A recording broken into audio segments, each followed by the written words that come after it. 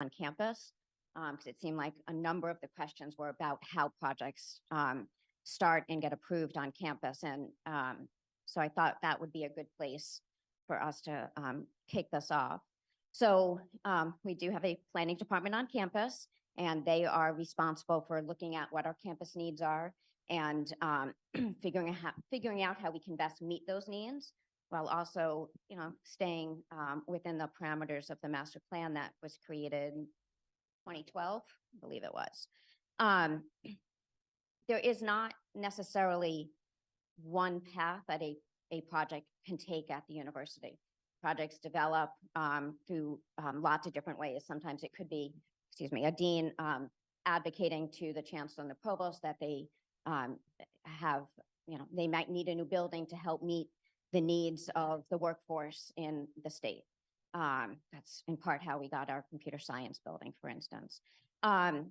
Sometimes we hear from campus support units that are trying to meet the needs of our undergraduate and graduate students, and they can't do it within the facilities. So that idea may come up through a certain vice chancellor, could come up in any number of ways. The planning department is also always looking at these things and trying to figure out how can we continue to advance the campus. And then projects go through a fairly lengthy review process.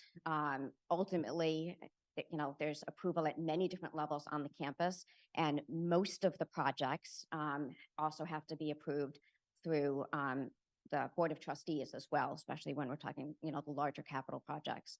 So it's a number of the questions really looking at kind of what is that flow, and there isn't really one way that happens. There's lots of different ways, and ultimately it goes up through campus leadership, up to the system leadership and the Board of Trustees. I think some of the other questions focused more on some of the numbers around our enrollment and housing. And so I'm going to pass that off to Tony to. Which is great because Bruce just walked in, right? So the timing, I think, was really great because a lot of the questions that Bruce had up on the what would be good to know, we got it as I think a slide or, something that was online, but we also Hey, Tony, haven't seen the picture. can I just interrupt you a moment? Yeah, the time is 6:11. Bruce just walked in the room. So with that, Bruce, I'm going to turn this over to you to moderate this discussion. Okay. Tony. Hi, Bruce. How are you? So I'm going to hand out some 1, 2, 3, 4, 5, 6, 7, 8. Let's just pass these around, and then the last can come to me. So we wanted to break out some numbers for everybody, some based upon Bruce's questions, what would be good to know, and then add some historical context to the UMass enrollment and bed count on campus. And so you'll notice here that we were looking at 10-year snapshots starting in 1982. We would have done 83 had we known we were going to get the updated numbers on enrollment for 2023, in addition to what's on the back, which is our off-campus housing data for this semester. So let me kind of just start by noting a couple of things. And the reason why we went back to 82 is because it's interesting to note that from a raw in-person number of students that we had in the area at the time, we're really not far off historically to where we are now. And I'll break that out just because maybe this table might be a little bit confusing. But going back to 1982, our in-person enrollment was 24,939. And we are pulling that from data that you'll see on the back. All the sources are there from our Office of Institutional Research, and that office name has changed, and I don't remember it, but Nancy can correct me a little bit later. As you can see, over the first, 1992, 2002, there wasn't that much in the way of fluctuation with those numbers. As you can see in 2002, continuing in professional education, which we're listing as online right there, had 700 students. That was really the beginning of what our UWW program has become now, which is fully online, with, as you can see, robust numbers starting in 2012, 5,600 to now 4,390. That, of course, affects our enrollment, right? So a lot of, everyone is seeing our numbers go up and we're over 30,000 students, but a significant number of them are online, right? So I can't remember the percentage off the top of my head. Some math whizzes I think are going to come up with this, but 4,523 people, 4,523, I can't say and. I was told by the nuns that taught me that you never say and. But 4,523 students are completely online, which means that they could be anywhere. And they are, professionals, they are perhaps homeowners. And I bring this up because as we talk about this from planning board purposes, the effect and the impact of those 4,500 is very different on our local population than our undergraduate number, for example, right? Our undergraduate in person. So I want to bring that up. The other thing is you'll note we've broken out the grad full-time and part-time students, right? And part of the reason for that is that a graduate part-time student could be someone like me.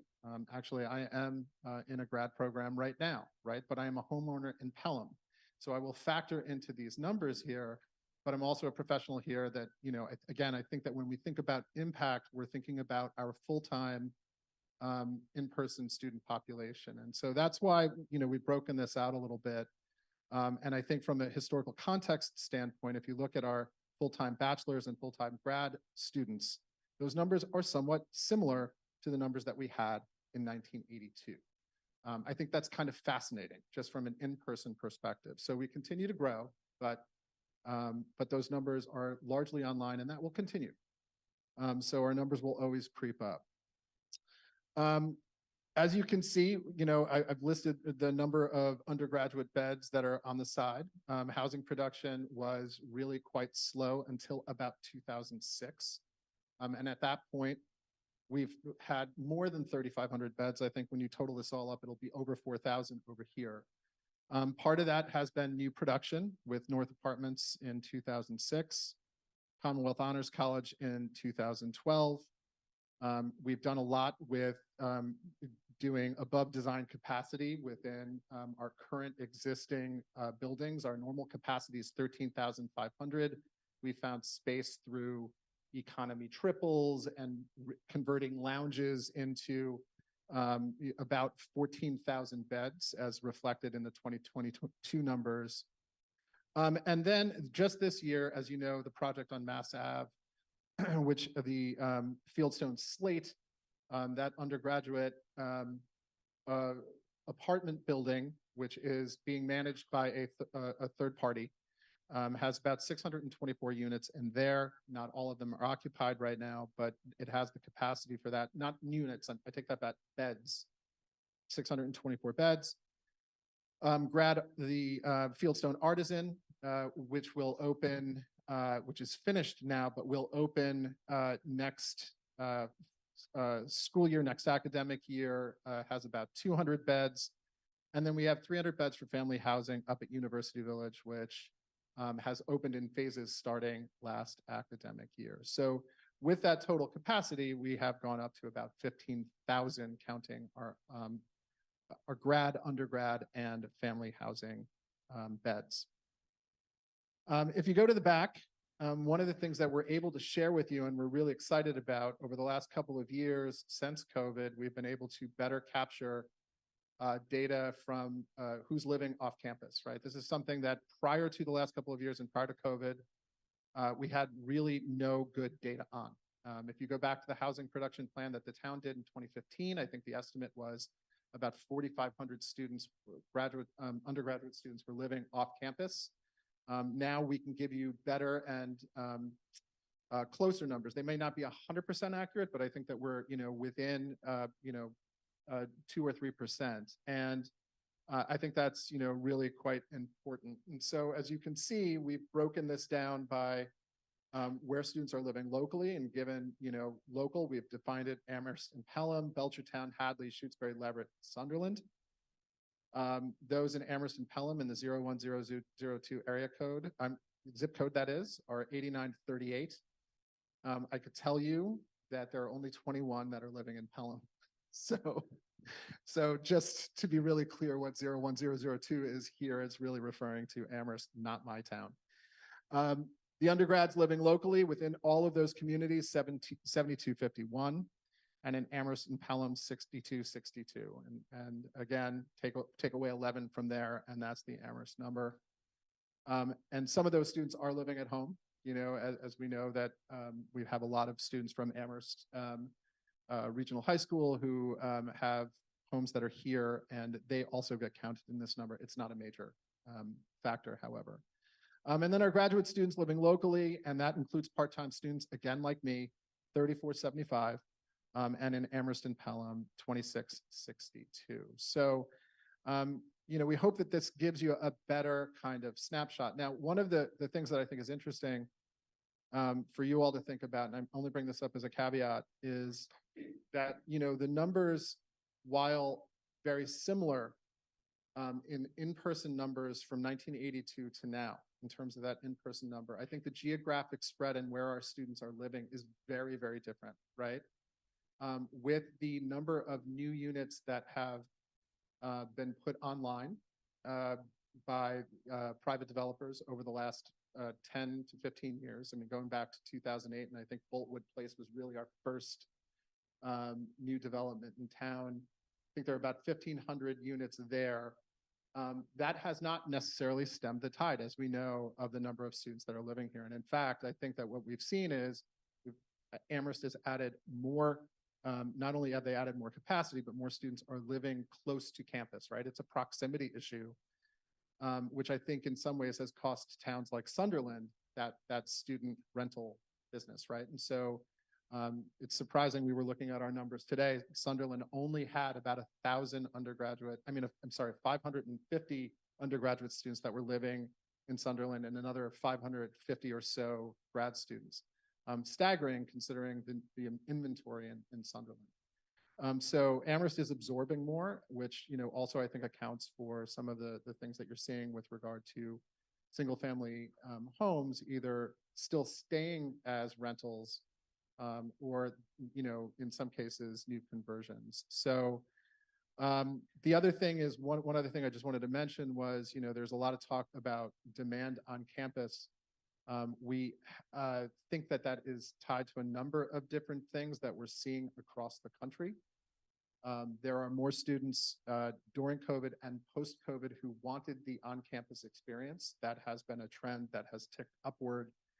And then secondly, I think of note is when the pandemic happened, when students were sent home from the university refunded a large portion of the residential life bill for the semester in which they were sent home. So there was a rebate there. And I think that, you know, there is, of course, the wise consumer that students and parents are now thinking about, you know, the safety of living on campus versus living off campus, because that same courtesy wasn't extended, you know, by those who were in 12-month leases off campus. And we heard a lot about that during that period of time. So, you know, there is something that's also protective about that, you know, and that demand for on-campus living. So again, just contextualizing a lot of what we've all heard. But you know, we do know that, you know, we have a better sense of the numbers than we've ever had before. Yeah, I think that's where I'll stop for now. And I guess there'll probably be more questions. Well, I guess let's start with questions from the board. Let's try questions of clarification first, just so that we, rather than comments and so. Yes.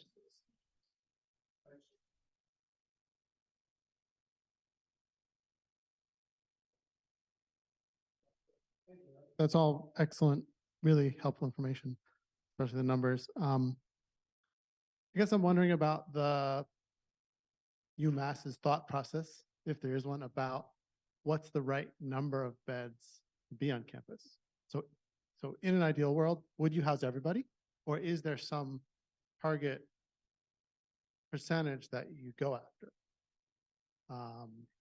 If I could interrupt, Jesse, what I'd prefer would be questions of clarification first, and then larger questions like the one you're. I just want to make sure that people understand the data that's presented, and then move to the larger questions like that. Is I'll that hold okay my with you? question. Nate, that's Hi, thanks, Tony. One question with the beds, the 3,500 beds, is that a net gain or is that, does that take into account, for instance, Fieldstone, was any beds lost? Are there University Village? Is that, is this all new beds? These are all new. Yep. So that's a net gain of beds. Right, because, if I can, here, so it's a net gain because when the previous, North Village was taken down, we lost those beds. We have added those beds now, and there's more capacity at family housing than there was before. So, so there was a gain there. So we have about 4,000 that 4,000 in terms of what we've listed here. Even if you take away the graduate school from Lincoln Apartments and North Village, it's still over 3,500. This is just the full bed count of what has been added. So that's a great question, and we can clarify that a little bit more. now the questions of clarification. I've got a couple, but I'll wait till the end. Maybe this is the end. Janet. So when you said that there's 500 beds, that's when you put 3 people in a double or you put a bedroom in a common room, which I've had friends of mine that's happened to their kids and they've transferred. So that seems sort of misery to me. But, and I think I was at a meeting of the Housing Trust probably before COVID where 800 extra students accepted. And there was a big question about where they come because they're first year undergrads. And I think that happened again recently. So what do you do in those situations when you get a lot more acceptances? Where do they go? Trying to get questions of clarification, because that falls into the same category as business. You'll get used to me if I ever do this again. This is the way I work. I have a couple. We'll be quick, it seems, so we'll get to both of you momentarily. You said that since COVID, there was a trend and more students wanted, I wrote down, on-campus living experience. Did I understand that correctly? So that means on campus. It just doesn't mean living in rental housing around town. It means on campus. Do we understand you correctly? I think what we're saying is that just in general, there's just more demand for on-campus housing. It doesn't mean that we're not meeting it. It's just that we're hearing more students who say that they want it, right? So we do house all of our first-year students. And about, I think, 83% of our sophomores are housed on campus as well. And then after that, it's a mix, and there's, I think, a lottery system that goes into that. I don't want to speak incorrectly on that. But unlike in years past, and if you go back to 2017, when we were at a capacity of 13,500, we did have a 3% vacancy. And I'm saying that off at the top of my head, and I'm 100% sure I'm right about that. So, there are trend lines, and trend lines have changed around student experience and wanting to be on campus. And if they can't get there to campus, what I was also making the point of, Bruce, just, for clarification here, the idea of Sunderland not having as many bodies as they may have once had compared to Amherst now taking, having more, it's because students want proximity if they can't be on campus. Okay. Can I just add to that in terms of, the trends a little bit post, in whatever, I don't know if we're post-COVID yet or not, but I think, the students who are on campus now were all affected either in college or high school by COVID. And so one of the things that we are seeing, not just about housing, but about a lot of things, the students are looking for those traditional college experiences. And so I think that's part of why there's this notion of we want to live on campus, because they lost something, whether it was through high school or their early years of college. I've got 2 in college right now, and I'm seeing that in both of them, coming out in both of them in different ways. So it's part of it is that, the financial piece of it, and part of it is they think they lost something, and so they're trying to have that experience. So it'll be interesting to see what happens over the next few years as those students who are in high school when COVID hit what their expectations are for college, in 2, 3, 4 years from now. Thanks, Nancy. So that's a question of clarification, Karen? So to look at the numbers, I think what we're really concerned about is zeroing in on the amount of particularly undergraduates that we have and the capacity of houses that you have. And so right now, it looks like you have almost 23,000 undergraduates for the bachelor's, and you have 14,600 beds. So it's a huge sort of pool of undergraduates that are looking for houses, right? And so we called this meeting, I think, so that's a clarification thing. So I don't know if I can go on, but that's what we really want to zero on is how can we solve this? Yeah, okay.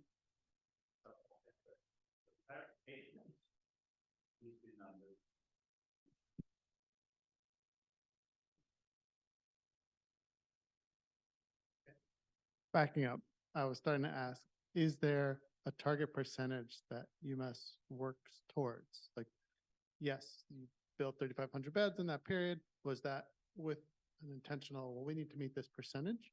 Or is it not that specific? Is it more just nebulous? We have this opportunity to build new beds. So we do. And the second half of that question is, if you had all the money and all the land, would you try and house all the 12,000 delta between students and beds currently? Or is that not the goal? So it's a great question. So the number of beds that have been created since 2006 roughly mirror our plan for growth going back 10 years, which was, I think, raising the undergraduate total about 3,000, right? So we've met that. There's always been that gap, and that's again one of the reasons why we've mentioned the historical data here. Two major things to keep in mind. Number one, state institutions generally do not house all of their students, and flagships institutions and larger state institutions generally do not house all of their students. And as a percentage of the students that we house over 60%. I think our number is between 63 and 65% in terms of what we house. And I could be wrong because that has fluctuated over the years, from 60 to 65. So, as a percentage, I think that we are in the top 5 or 6 of institutions of our size and the number of students that we house. The other aspect of this is that the housing journey is a continuum, right, for many of our students. And so living off campus is part of the experience. The residential life experience is very important, particularly for student success for first year students. Again, it's around the sense of belonging and bringing them in. And so that is really intentional. And then again, most of our sophomores do stay on campus, but the continuum is something that has always been a part of the public higher ed experience. And I don't think that that's ever going to change. As far as a target number,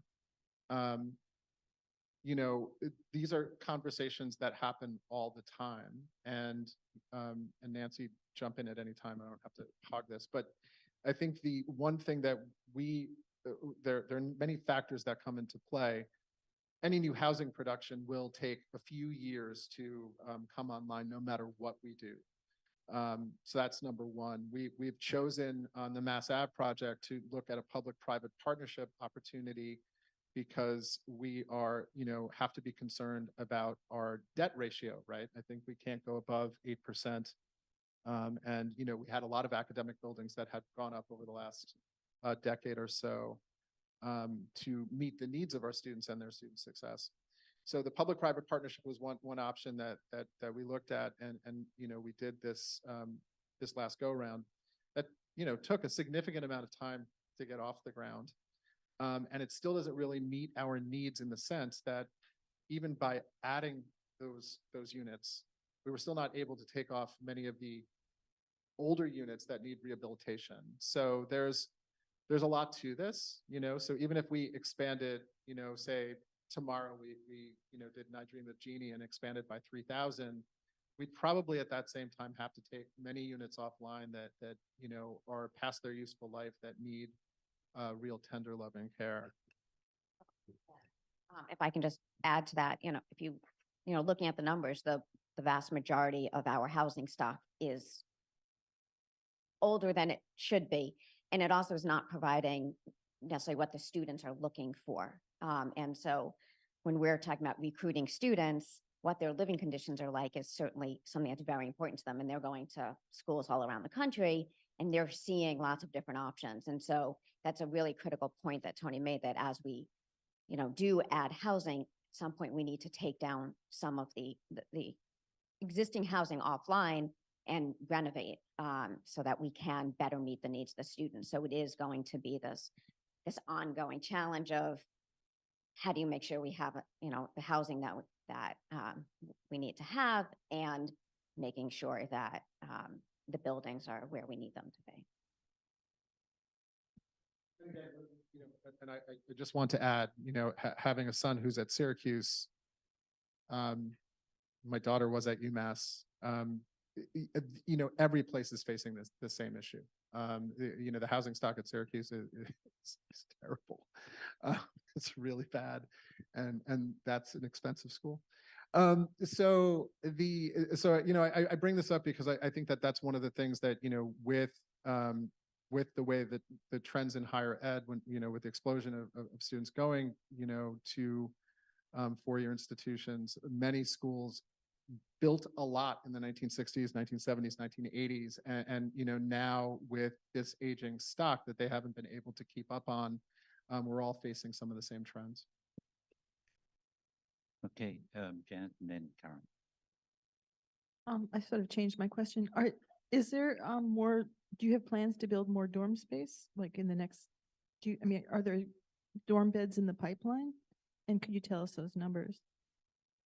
It seems like your students want to be on campus. They were in tents demanding on campus housing. So you have a plan, and what does the next 5 or 10 years look like in terms of adding beds? So, I think that everything's being looked at, Janet, but I don't think that I can give you a definitive answer on that right now. And so there, options are being considered. I think the institution is both taking a breath after the construction of, both P3 projects, right? The University Village, and then also Fieldstone. We have a new chancellor who has also just really come in, although he's, on the ground and running. I don't think that he's been able to think that through yet with his senior staff. So more to come on that. But just on that note, one of the things that we do, Nancy and I meet with the town manager and the assistant town manager on a weekly basis. We have other plug-in meetings with,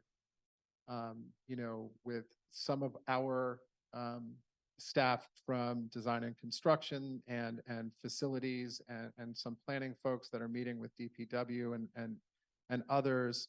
So, as these plans do develop, we're talking them through in real time. But at this time, we have nothing firm that I can talk about.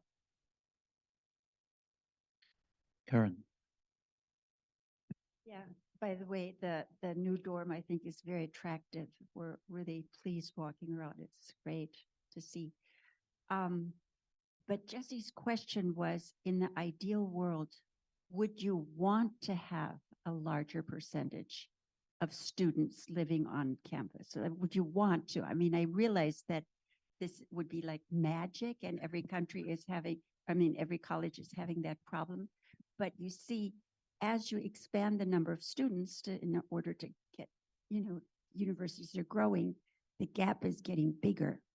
And in some ways, we're wondering what needs to be done in order to address this, what you can see and we can see as a stress on the town. I understand perfectly what's happening. I understand that the university's debt limit and things like that. But who is ultimately who are the entities at the university that are saying, this gap is too big, we have to push for a dorm, we have to get the Senate or something that, we have to have the funds? Who are the people that need to do that? So a couple things. I mean, one of the reasons why we've broken out the numbers this way and to show the in-person physical population is to show that the gap has not really changed in terms of physical numbers and percentage. No. And so if you, again, one of the things about the, 31,750 number is that those online students, because they're online and fully online, they don't have the impact on the housing market in the same way as the in-person undergraduate students do, right? And so I think that that's an important distinction to make.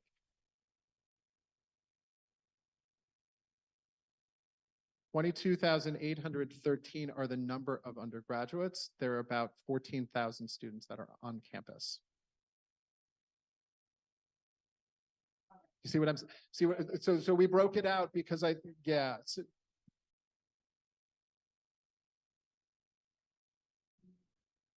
But that's always been the case. So if you go back to 1982, our bachelor's program had 19,226, and we had about 11,000 beds. We've always had a gap. One of the things that I was mentioning before is that one of the things that we have seen is with more housing production in Amherst, and then existing rentals never went away with more housing production, right? Some may have been, converted back to single family homes, but that didn't happen in a major way. And there have been many more that have been purchased with the express purpose of renting them. You're seeing more students in Amherst for sure, right? So the geographic spread of those that are living off campus, we probably have very few that are living in Northampton now, but in 1982, I would bet that there were a lot more in Northampton. So it's a tricky thing.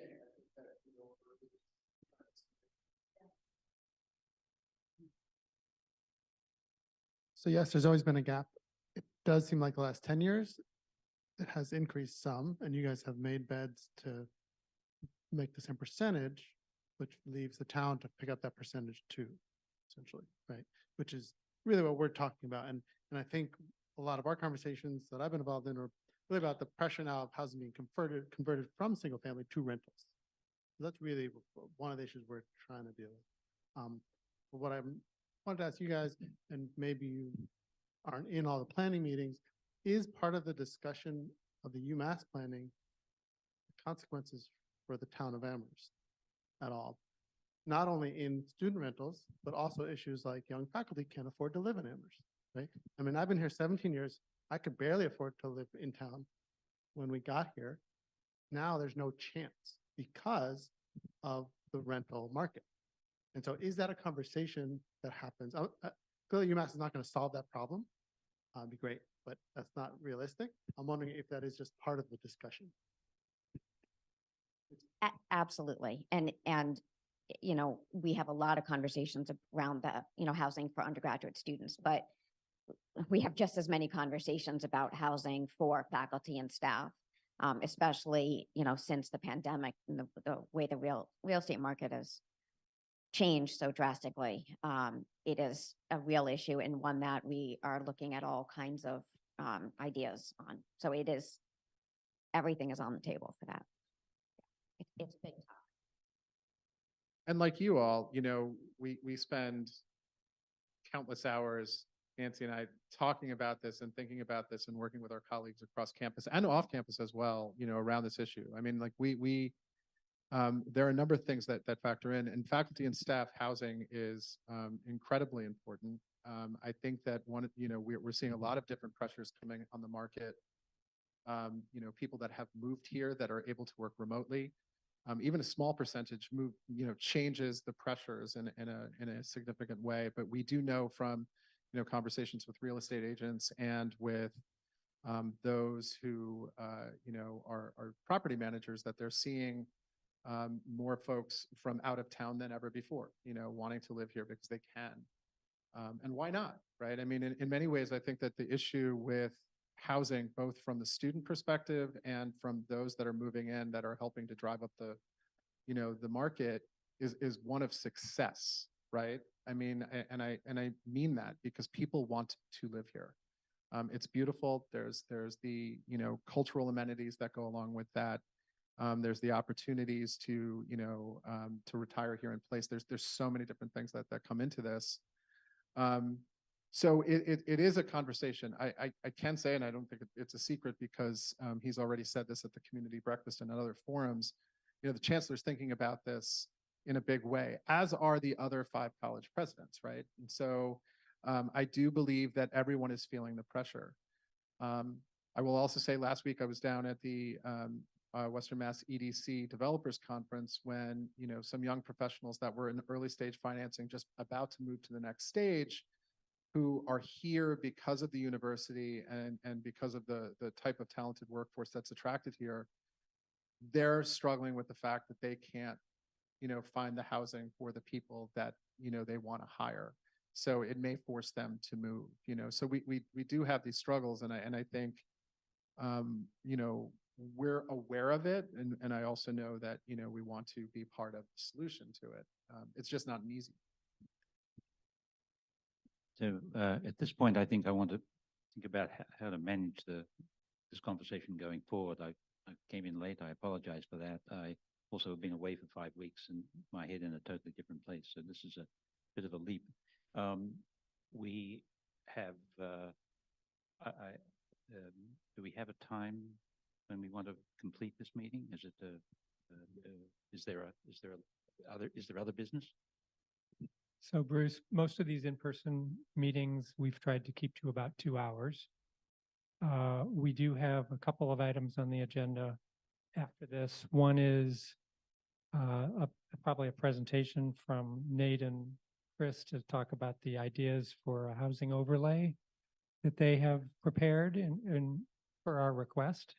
And then Fred was going to talk about some of the tax advantages to owner occupancy and subdividable dwellings. So in my head, although I hadn't said it, if we can finish this up by the top of the hour, that'll leave us an hour for those other things. And if we want to extend those, great. But I hope we can get through this conversation in another 15 minutes. That's what I'm after. Chris, I'm also note that we have 6 people in the audience online, and we've got 3 people in the room. I want to give some opportunity to.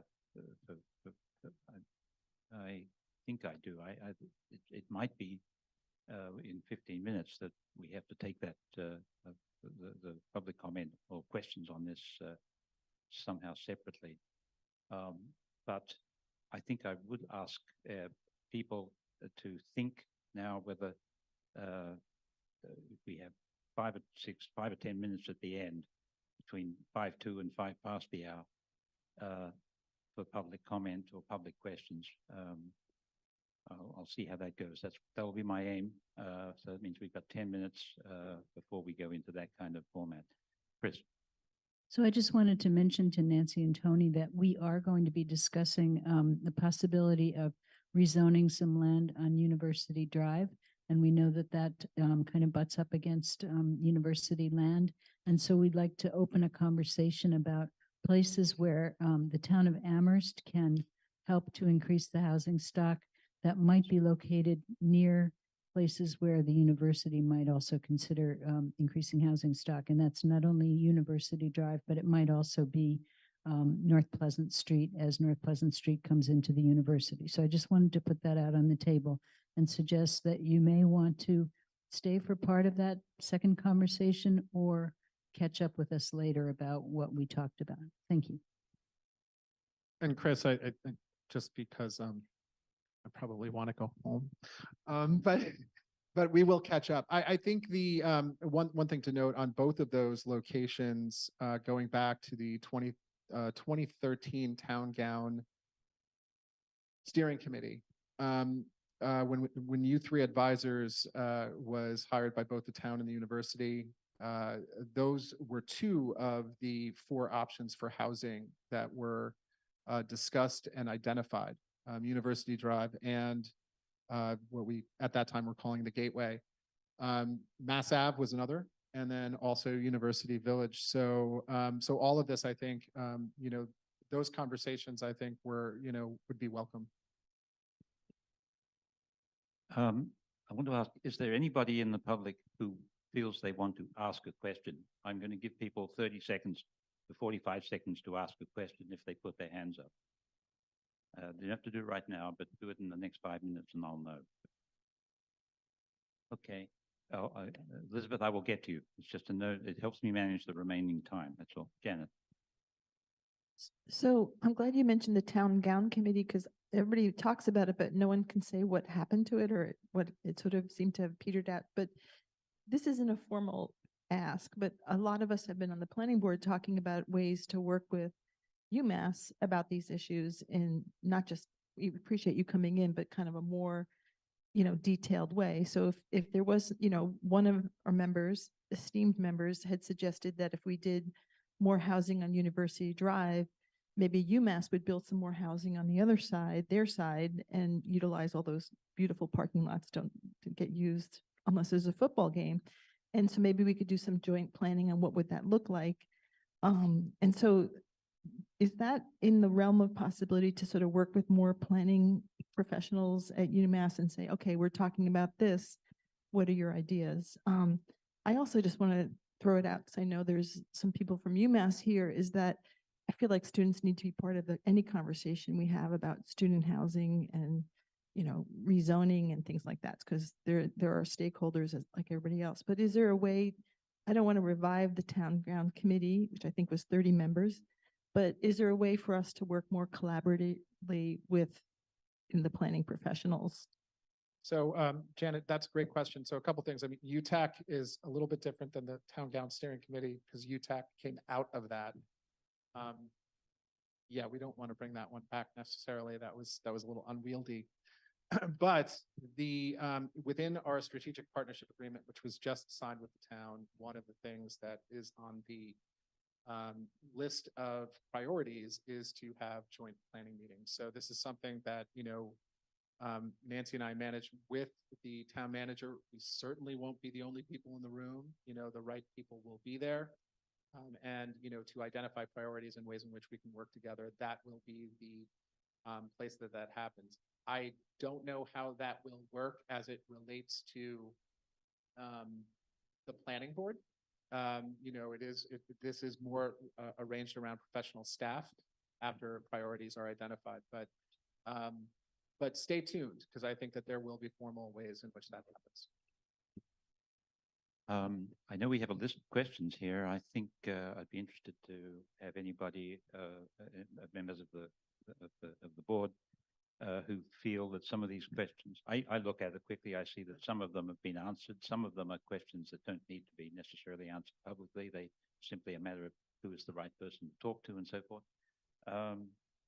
I think we answered a lot of those, Bruce, before you came in, actually, with Nancy's opening statement and then with our numbers. Thank you. Well, in that case, I'll ask, seeing nobody here, on the sheet, Tony, that you've given, over 3,500 beds have been added on campus. I think Nate asked whether they knew whether it's a net gain, and the answer was yes. No, what I said was that to be very clear, the net gain is North Apartments, Commonwealth Honors College, the above design capacity, and the 624 beds for Fieldstone Slate.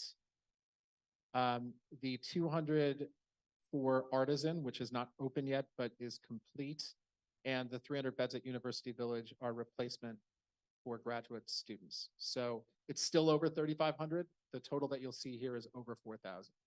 I do think that those numbers are slightly elevated from the original North Village and Lincoln Apartments. So I think there is a little bit now, but yeah, slight net gain, but there are some replacement in the grad school and family housing. And these 5 listed bullets are all housing developments initiated by UMass. Is that correct? That's correct. Yeah. So we have That other makes sense. things that are happening around by private developers and. That's correct. Okay, I've got some of those in my head. I'm thinking, this is a question, I guess now, about public-private development collaboratives. I talked to a number of, I am in the process of trying to talk to people in your positions in towns and universities in about 15 towns around the country that are similar to Amherst. So I'm halfway, no, I'm a quarter of the way through that.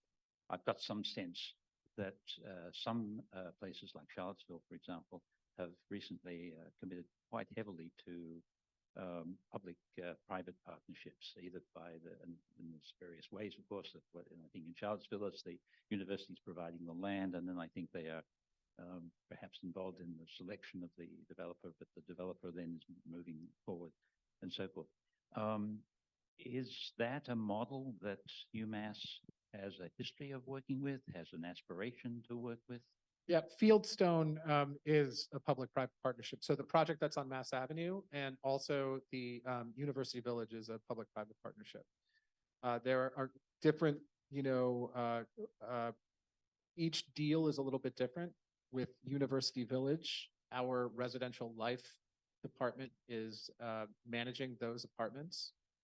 With Fieldstone, it's an independent operator that is managing it. So those apartments there are being managed by a company called Greystar. Jesse. Just to follow up on that quickly, something that came up, I think, our last meeting, is that Fieldstone rents are sort of the highest around, big radius. So my real question is, in those arrangements, does UMass have any leverage on that side of things?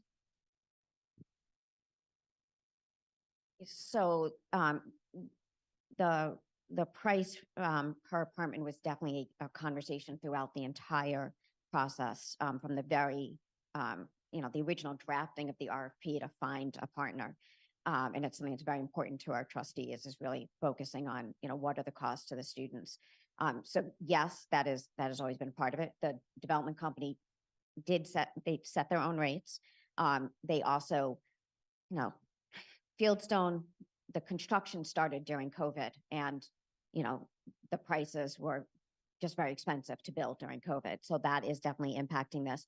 I do want to point out that those rents include a fully furnished apartment, all utilities included. The students don't pay for anything else. So it is, the numbers I understand, they look very big, but they also include a lot of amenities.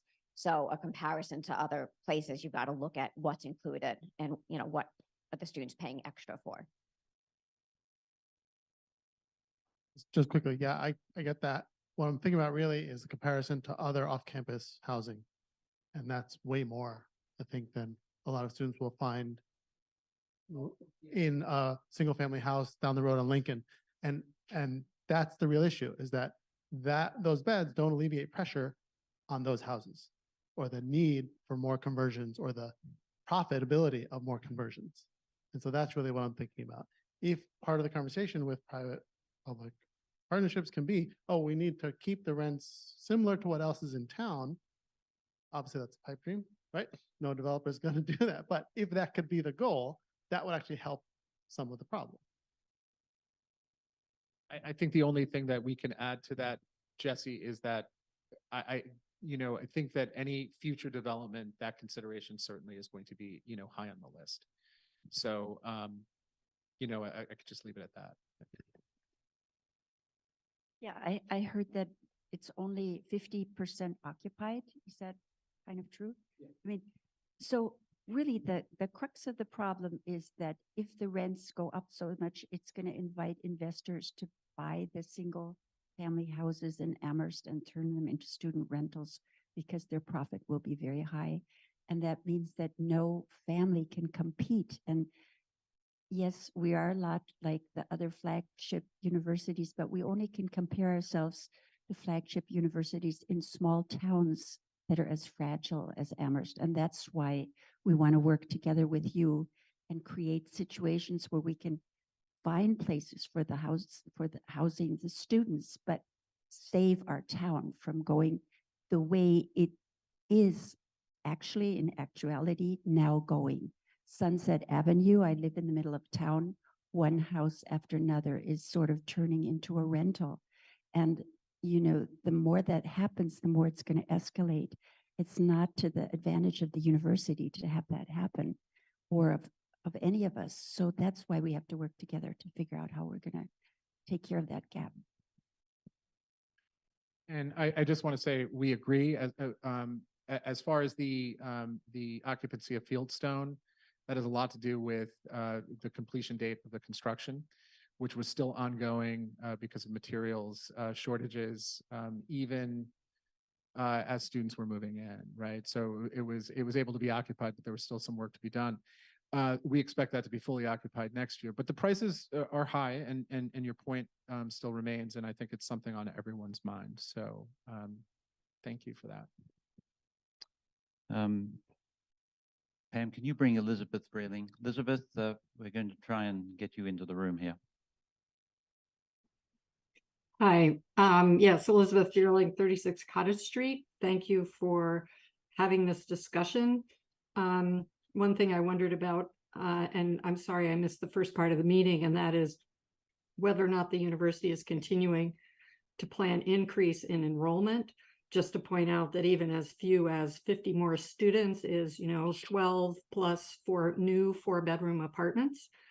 And then I also wondered if the university could in some way help more in monitoring the off-campus housing stock that is occupied by students, because all of this burden of the cost of monitoring, of permitting, of, there are discussions about how this should happen, how we should monitor stock so that it's up to code, so that it's well maintained, and all of this falls on the town budget. And I feel that the university needs to take a lot more responsibility, not just for the students they house on campus, but for the students they're expecting us to house for them, for the towns to house for them, because all of the cost falls on the town. I don't know if this is something that needs to be worked through state funding or some other recognition, but I just feel that I don't see the university taking real responsibility for the fact that they are expecting the towns to just absorb the students. Thank you. So Elizabeth, hi. Just a couple of quick things. We have broken down numbers again, and that we provided to the planning board. I won't go into those enrollment numbers again, and hopefully I think this will be replayed on Amherst Media at some point, Yes. so you'll be able to see that. But the question about our off-campus students, one of the things that I just want to mention that we have added to the strategic partnership agreement in this last year is money for the next 4 years, starting with this fiscal year, for support of the Safe and Healthy Neighborhood program. So that goes to either, support the work of inspectors, or, the work that they do in terms of monitoring the permitting process, et cetera. So we have been very involved, and we are very involved on a regular basis with our town partners. There are jurisdictional issues, but we often cross them in trying to find solutions. And, I can happy to talk at another time with you, and you can reach out to Nancy or me over in community relations, and we can give you a breakdown of what's going on. We're actually, really quite happy to do that at any time. Just don't want to take up the time of the planning board. Seems like it's a little bit out of the scope of that, but. Thank you, Tony. Thank you. Thank you, Elizabeth. We're at the point of stopping. Is do either any of the three of you in the room? I'm not seeing any hands. So at this point, I think I'll thank both of you very much for coming, and we hope we'll see more of you, or at least can talk to you. Yeah, we're always being happy able to come back. being able to get through to you on the phone or by email with specific questions would be helpful. I think certainly I'm feeling that personally. I would just say call Nancy all the time. I would say call time. Okay, I think I'm passing this now back to Doug.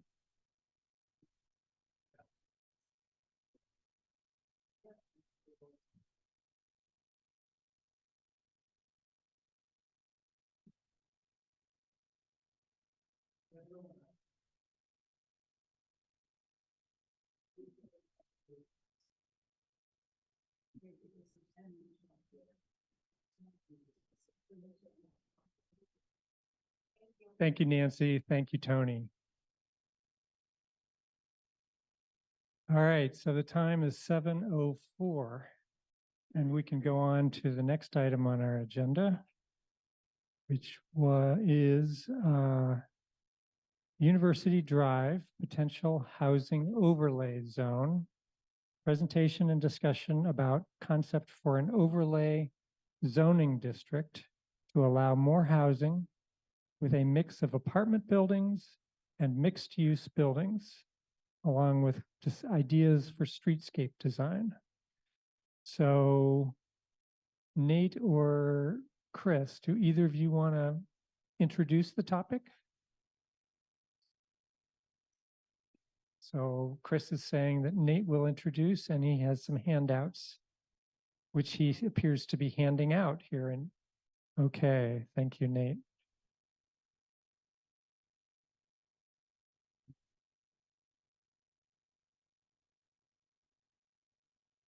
Yeah, the first few pages are repetitive and I was in the packet. The last few pages, there's some with red font, and then there's a second page. And so, right. So, we had presented the idea of having an overlay on University Drive for denser housing.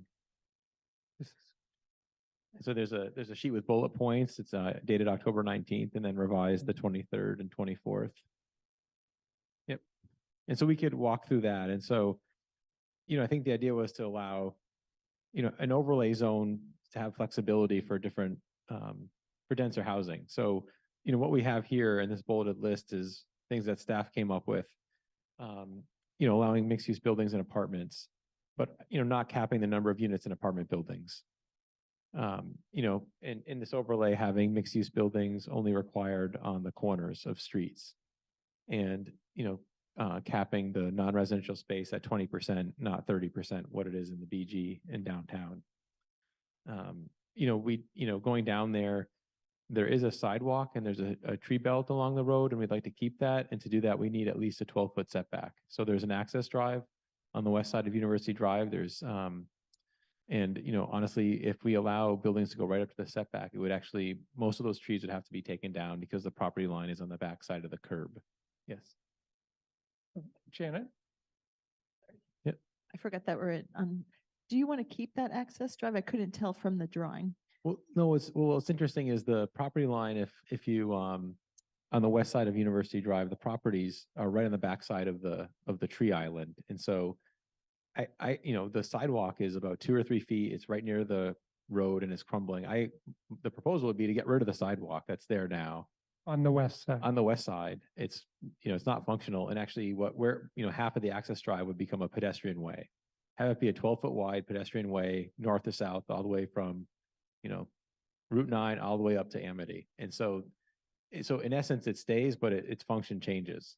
And, and then we'd have to allow more curb cuts on University Drive to access development. And so, the idea would be you try to take the cars off of it, but it becomes a pedestrian way. And so, right now it's 18 feet, 20 feet wide. We're saying reduce the width, but essentially keep it there, have something there for pedestrians. And, you'd have to establish crosswalks in certain locations. 4-story buildings, a maximum height of 51 feet. There'd be no footnotes or waivers in the overlay. We try to just accommodate everything with, dimensional standards, maybe some design standards and guidelines. A few years ago, we looked at having a BL overlay where we had some design standards for buildings, setbacks and facades, step backs if it's so long. And, those are the types of things we would incorporate as we move this along. But, the bullets here are really things that could be incorporated as standards and conditions in the overlay. So, all utilities need to be screened from view. And we're not prescribing how. If they're on the roof, you have to design a parapet or a truss system so they're not visible. The design review principles would be applied. Uh, you know, lot coverage would be 90%. So that's something different. So essentially we're combining elements of what would be part of the BG and BVC and, putting it in this overlay. So right now there's a few different zones that it covers, base zones, and this would be an overlay that would be voluntary to use. And so, the second packet that's in this handout is newer development around New England. And it's, taken most of it from Google Street View. There's Storrs, Connecticut, there's Providence, there's Worcester. And so really this is to have the planning board look at this and consider, are there elements here that we'd like to see as part of design standards? Are there things here that we don't actually really like the look of? And so I want to be realistic and say that, we could take pictures of historic downtown Portland, Maine, or Amherst, but we're not going to get the Hastings building again. It's not going to happen. So for instance, on the second page, we have Northampton, Mass. It's the two new buildings. The first one's Live 155 and then the lumber yard.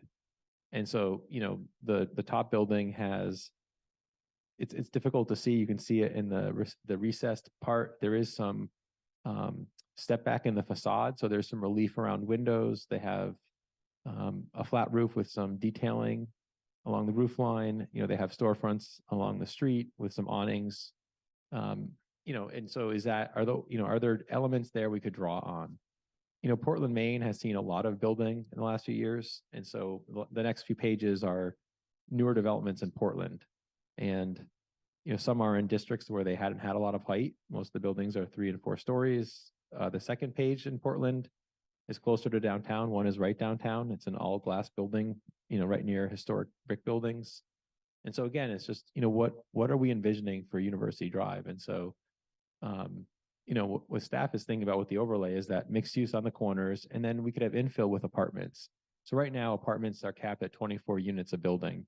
In the overlay, we wouldn't have a cap. You could do an 80-unit apartment building. It's really what are the site constraints down there? There's parking, there's wetlands. So what could a site handle? We're proposing at least a half space per unit ratio of parking. That's something to consider. Do we want 1 parking space at least per unit? That would really limit the density we get, just because of, lot size and everything else. And do we want everything to be paved? Is this a location where it is okay to have fewer parking spaces because of proximity to, bus, transit, UMass, and Route 9 and other things? So what the list is, there's a few notes on the back of the bulleted list. We wouldn't have new classifications of housing. You'd fit it into the residential use classifications we have now, a mixed use building or apartment. A question is, does inclusionary zoning apply? Do we require affordable units down there? We could have it be an opt-out. Maybe we have a payment in lieu of that's different than what we require now. And so, that's kind of the basis of this. And so, I seemed at the previous meeting, most of the planning board members were enthusiastic about looking at University Drive, and we're developing some site concepts, but it's really using what's in the bullet list here. So, a 12-foot setback along the streets, 4 stories, mixed uses only on the corner, and what really would a site look like? So if you take, where the ROTC building is and the bicycle exchange, and say someone, the property right And to the the National Guard. National Guard, what could happen there? Is it 80 units? Is it, and units is different, so a few years ago, it was 3 and 4 bedroom units were being built, and now it's studios and ones, right? And I think the average size of a unit has shrunk. So, what we're seeing is probably an average size unit might be 500 or 600 square feet, because it's mostly studios, ones, and some twos. There's not a lot of 3 bedrooms. Do we have a requirement that there has to be a certain percentage of 3 bedrooms in the overlay if they do something? I mean, buildings over 50 units maybe have to have a certain percentage of 3 bedrooms. And so these are the kinds of things that we could put in the overlay. The idea would be a site plan review. So there'd be a review process. and it's just kind of building on, if we want to see redevelopment there, how can we incentivize it through zoning? Because right now it really isn't, the zoning doesn't allow for much. And so someone could come in and do maybe a few units with more parking, but it's like, is that a missed opportunity if this is the location for denser housing to allow it with an overlay?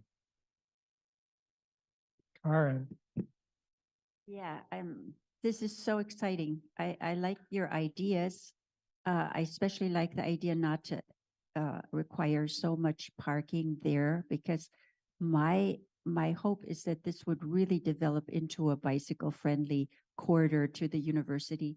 And this Wolfert Street for Living, I also like that. I've experienced that in Berlin. It's a really safe way to bicycle and people can be out there. I think the most important thing is to get the setback as much as possible. And they've already done such a beautiful job with planting those trees. It's already a lot prettier than a lot of the pictures that you see that have no green between the house and, the street. And think of yourself as somebody that wants to spend time there. It's only inviting if there is a big setback, if there are places to maybe sit in the front, if there's safe bicycling, not some bicycle thing that's crossed off on the road, but really it should either share the sidewalk or it should be something complete. Because I picture this as the place to live and to bicycle everywhere. It has easy access to the bicycle thing. But so many of your ideas, I think, are wonderful and exciting, really. Just quickly, yeah, I wasn't envisioning changing the roadway. So it's a really wide right of way. It's 100 feet. But on the west side, it's about 12 to 18 feet from curb to back of, to the drive aisle. And so, really, I don't think that's wide enough to, so right now if we have a 12-foot setback and then the buildings are, right on the setback line, it's anywhere from 25 to 30 feet from the edge of road, from the curb. And so it's set back quite a bit from the street. And so even a 4-story building, it's not that close to the street. So I'm still envisioning University Drive would be relatively narrow with, as narrow shoulders, and there's no bike lanes on the road. It would be off-road bike lanes and sidewalks. And so, as opposed to like what happened on Route 9, where you have a travel lane, a shoulder, a bike lane, and the pavement itself is really wide, the University Drive would stay a narrow pavement and everything would be, off. Jesse, Yeah, I'm also pretty excited by most of this. A couple really questions out of ignorance. One is currently it's a ton of green or space there. And I'm wondering what are the zoning tools to plan in a park or 2 green spaces so it doesn't become just a wall, solid developed area, because then it just makes it that much more attractive to live and just, I think, better overall. I don't know what those tools are. If we need to designate up front, here's a park, here's gonna be park, here's gonna be park, whatever. You probably have answers for that.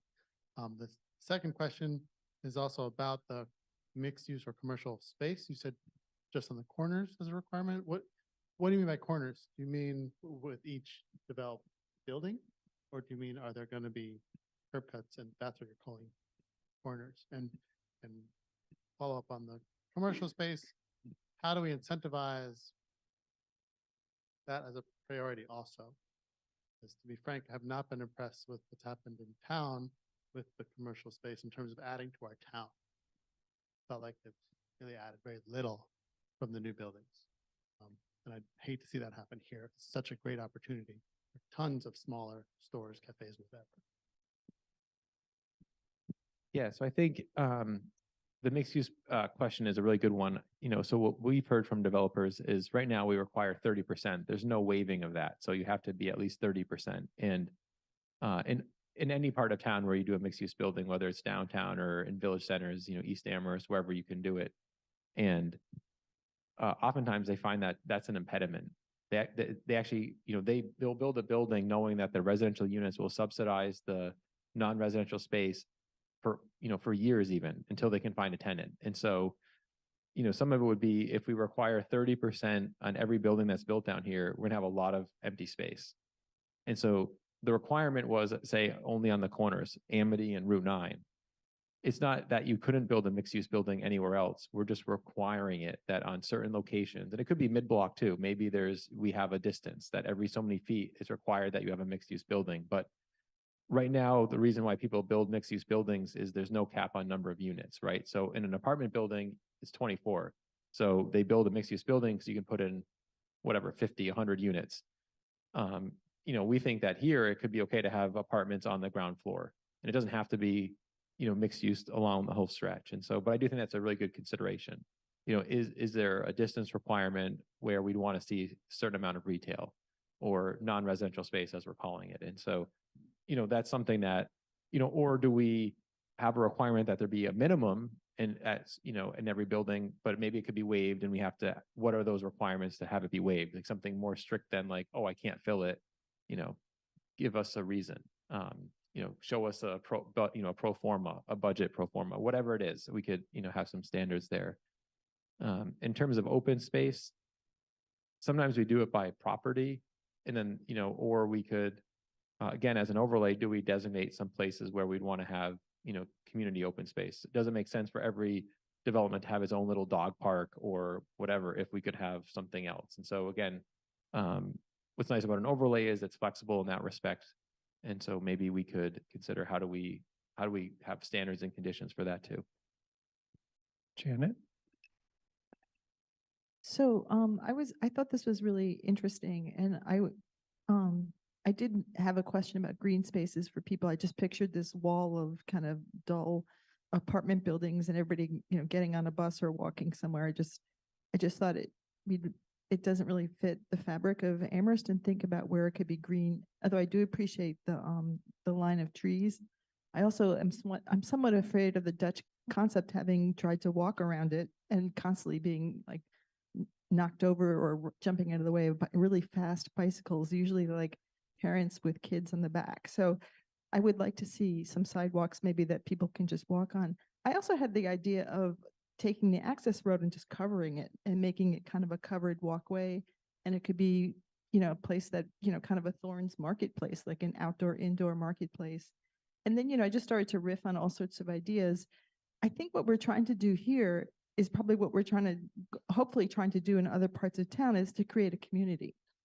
And, and so I've talked to people who live in the PRP, the apartments that are in the research part, and they have a terrible time getting across. They can't go across the street. It's too dangerous.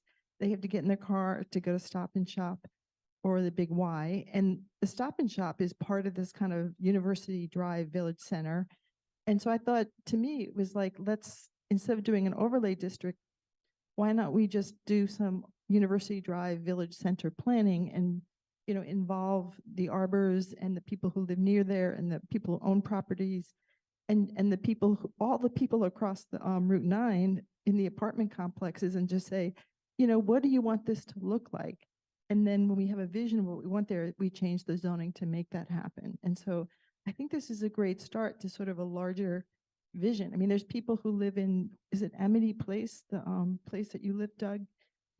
I'm sure they have ideas of what, and the people, about what they'd like to see happen in there and make things more walkable for them. So I always thought this was a really exciting beginning. And I've actually talked to people who live in the apartments, and they really want that whole area to become more alive and better.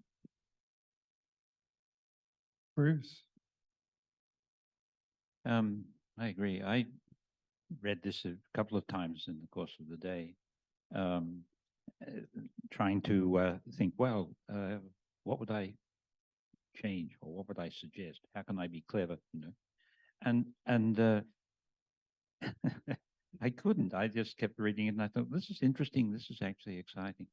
And the only thing that struck me in the course of the conversation the past few minutes is that maybe there's some things in here that we could create as discretionary, because I personally rather like, and I think when I was interviewed for this position, I said so, that I rather like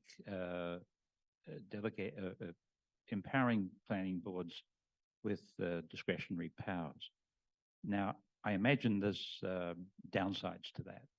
I mean, it's probably giving a board, I'm guessing, discretionary powers means more work for the staff because they have to advise and counsel. I'm guessing that that's a thing that planning staffs might not ideally want to do. I may be wrong. So the question is, would there be, and I think I highlighted on this idea of, or this the piece related to concentration of or provision of non-residential space on the first floors, and should it be 100%? Should it be 30%? Should it be a corner? Should it be this? Should it be that? It indicates that we don't really know. It's the thing we're learning about, and it struck me that that might be a good candidate for a discretionary capability or a discretionary power of the board. And I thought in something as wonderfully nuanced as all of this, that there might be place for one or two discretionary capability or requirements of the board, rather than trying to guess the right number or the right percentage or the right whatever.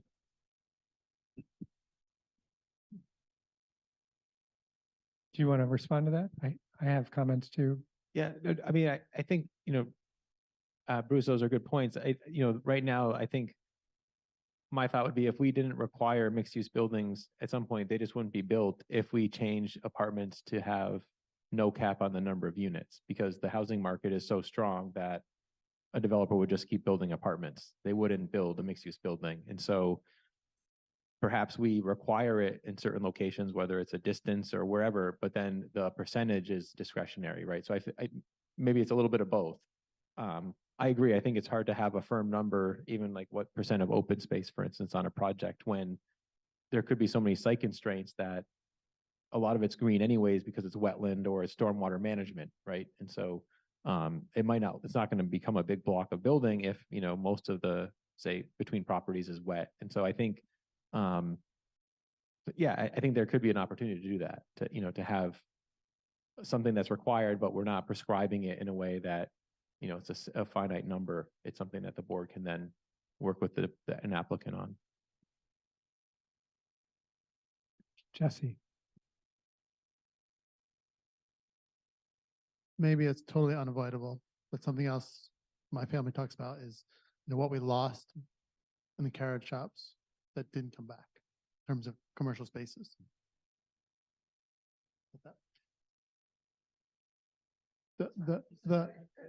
The stores that were there that did not come back to town, right? And so I'm thinking about this, there's only a handful of smaller businesses that are there.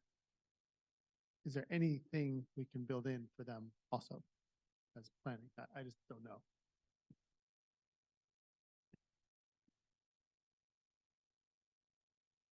Did you want to respond or? Yeah. I mean, I think that's a tough one. I think in the carriage shops, I think the owner had kept the rents low, right? So it was affordable for those businesses. Once there's new development and there's costs, that someone would say, well, the construction costs justify a different rent. And so, I'm not sure, there's probably some programs or, there are probably ways to deal with it, but I think it's hard to require it. I think the idea would be, how do we incentivize it? How can we incentivize small spaces? How can we incentivize smaller rents? And some of it would be, I'd say, well, allow more residential units to subsidize the non-residential space. So I had a couple of reactions to this. First of all, my sort of dream had been that you had storefronts along the whole University Drive frontage. So, limited mixed use, those places where the apartments come right to the ground, are they going to kill the street? So I didn't know that. I actually had hoped we could ask for a larger percentage of commercial so that, the CVS which is there now, moved into the first floor of, some building with residences on top of it. I was surprised by the 4 stories and not 5, because we've obviously got experience now, both downtown and at the university with 5-story residential with mixed, which might be a way to incentivize, if you can do 5 stories if you build the first floor as commercial. Because that'd be net the same amount of apartments. So that was another reaction. I was glad to see you thought a little bit more about parking, because that hadn't been in the first draft that we got.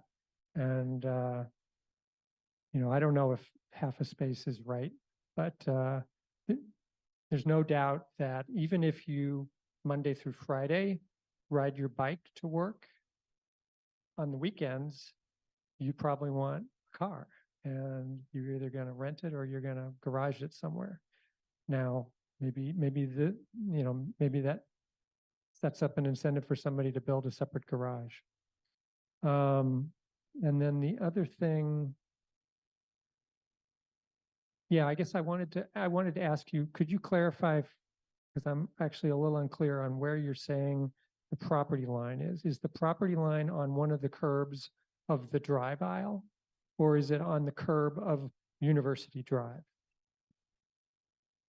Right. So, no, the right of way ends 12 feet off the curb on the road. So where the red maples are, if you're looking south on University Drive, there's like a 3-foot sidewalk and there's a line of red maples, and then there's the access drive. Yep. That first curb of the access drive Okay. is the property line. Okay, so the eastern curb of the Yep. access Right. drive. Okay, great. Yeah, I guess that's all I can think of at the moment. Yeah. I mean, I think, Doug, your idea of allowing 5 stories but requiring mixed use is something that is worth considering. And so I think, the whatever percent we could come up with is a minimum. Anyone can always do more, right? So even in our mixed use buildings now, someone could fill the whole first floor with a tenant. And so we're not, the difficulty is when we're saying if it's a 30% minimum now, in the BG, that seems like it's fine, but in BVC, in a lot of the village centers, we're hearing from developers saying we actually have a hard time getting 30%. Same thing with parking. There are some developers who want 1 space per every unit, right? They'll want, no matter what the requirement is, if it's less, they'll always want to have at least 1 space per unit. Some might say, great, if I can do less, I'll do less. But there's probably some who want to at least have 1 space for every unit just for their tenants. And so again, that's going to drive the site design, right? So someone might want, if you could do a half space, maybe you could get 100 units on a property, but the developer's like, I actually want to do 1 space per unit, and I'm going to get 50 units. And he, changes the formula for that design. Okay, I think Janet, you were next, and then Karen. So when we were changing the zoning on the parking requirements and mixed use buildings downtown, kind of a very busy summer, 30% was the lowest amount of commercial space of the towns we studied. So everybody else was like 50, 80%. And if we're going to increase the density if you go up to 4 stories, every one of those properties becomes more valuable. So they have an increase in property value. And so if we're going to 5 stories, much more valuable. If we decide we don't have to we do less on the first floor for mixed use or lift the cap on apartment buildings, it's much, much more valuable. And I think as a board and as a town, we asking for 30% commercial space is the least of all the towns that we studied. And so I think that we need to make sure that if we're sort of giving an increase in value, we're encouraging development, that it's what we want. And so if you want to say you have to have a whole bunch of space for small shops, like the carriage shops, you'll always find those filled up over time. Look at, Potwine Village is filled with small shops. Route 9 is filled with small shops. East Amherst is filled with small shops. It's the big, the places down in Amherst Center that did not fill up are one really big, expensive space. And, I think that we can put in requirements. If we're giving something and increasing the value and the profitability, the future profitability, we should say, yeah, we want green space. And green space isn't just a wetland, because you can't walk into a wetland. You can't walk into, what the stormwater, drain system. And so, you'd say, yeah, we want a park. We want some place where kids want to play, or people can just sit. And so I think we can, but I think this is planning. I think this is what do we want to see there? What kind of housing? I would suggest that if we go to 4 stories, that they be peaked roofs. So it sort of fits in with the character and not just look like Storrs, Connecticut, which is kind of an appealing. So I think that we have to do a planning process and decide what we want to see. But it's not you and me. I think it's the community. And I really do think we have to go into a formal planning process. And I don't know if we can do it as a board or delegate it to a task force, but we have to talk to the community and we have to say, this is what we want to see. And then if we're going to increase the value of properties and future development values, money, profitability, we know there's some very deep pockets who want to come to Amherst, and we can ask them for something, what we want to see. I think we just have to do that. Karen? Yeah, I do agree. A lot of people have a lot of good ideas. I was just walking through downtown with my friend from Germany, and I said, you know, all these parking places, why is it we have all these pedestrian places in Germany? And she said, it's because we have garages. We build parking underground. She said, why don't these big apartments have underground garages? And on University, we could say, for example, we want to keep, or we could try to put it out there with the community, that one option would be that this would be a place where you could have a big parking garage. And the benefit is you don't pave over all this land and you have that green space that we need. Yeah. So I actually kind of disagree with a couple of the comments. So I'll just put that out there. I'm really surprised to be talking about green space in that area because I don't really think of it as potentially being a family area. I think of it as being students and young professionals who, have just moved to town. This is their first apartment and they want to be really close to the work or downtown and walk to the supermarket. So, and I realize that that group might want to have a park, but they can also go up the hill to Kendrick Park. And then I'm not convinced that we need a lengthy, broad public process. I think we have enough expertise at the table and with the staff to put forward some ideas about how the zoning should change. And that we've been empowered to do that by town council, by having us appointed. And, we can put a vision out there. If we don't have a vision, then we don't really need to put anything out there. But it's clear Nate has some measure of vision because he's put it down on paper. And we have reactions to that. So I don't feel the need, partly because the people that are out in that community are busy living their own lives already. And they're not, they're not really thinking about what could be across the street. So there may be a few things you get out of that, but we can easily put a vision to town council and then that might draw people of the public, including people in the community, to make comments, and then maybe it changes. Yeah, I mean, I think I think the purpose of the overlay is something to consider. So, originally when we spoke about this the other week, I said, students only, and Doug said, well, why couldn't it be someone else? And so, it could be that this is just a student housing overlay and, we can be more restrictive about who lives there, or we say it's just an overlay and it could be whatever the market demands. And I think the market will probably be mostly students, but so I think, but the purpose of it is important. So, what are we looking at here? Is it, are we trying to densify it and say, my goal, I said, I think was like, I'd love to see 1,000 beds down here in the overlay. And maybe we start to change the housing equation a little bit. It's going to take a magnitude of, that to do something. It's not going to be, a 20 units here, a converted dwelling here or something. It's going to be, something much bigger. And, hearing Tony and Nancy tonight, I kind of agree that probably students are moving to Amherst, or they want the proximity to UMass is important now, probably more than ever. And so, as a regional housing is a regional issue, but I think if we had 5,000 more beds and there was 5,000 students living in 20 minutes away from UMass or half an hour, they're all going to come and live closer because that's just makes more sense. I think, so I think it's a really hard problem to solve, but I think if we densify East Amherst and we allow East Amherst to be bigger and denser, it's going to be mostly students. And so it's really hard. Zoning can allow for things.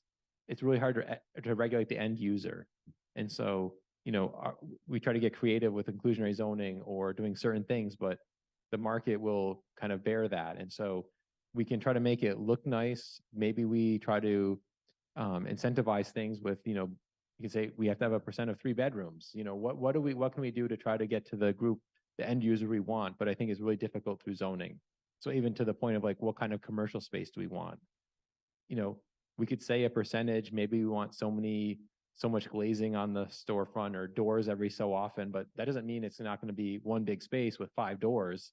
Even if we're thinking it's going to be 5 individual spaces, it's really hard to get into the interior layout of it. And so, I think they're all things to consider. I mean, it's like, right.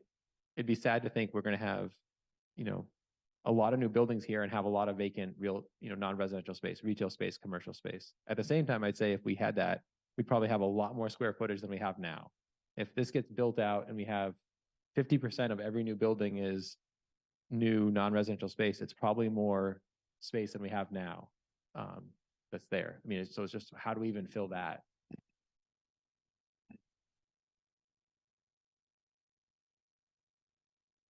Go ahead, Janet. Pointed to me. I think if it was a student housing district, it would be a different, to me, I think it's like, what do we want to see there? And so the idea is, okay, it's a student housing district, and what do students want? What would meet their needs? We're just looking for beds that UMass isn't providing, or maybe UMass decides to continue the beds in the other side. Like, I'm fine with that. I'm not fine with not telling anybody in the area about it. And I'm happy to go and knock on the Arbor's door and to say, we're thinking about adding 1,000 beds in here. What do you think? I mean, I will just wind up doing that because it's my personality, but I think it'd be a nice gesture for the planning board to speak to the community. I think this is just a normal planning process I see in every other community. So I hope it's not a shocking suggestion.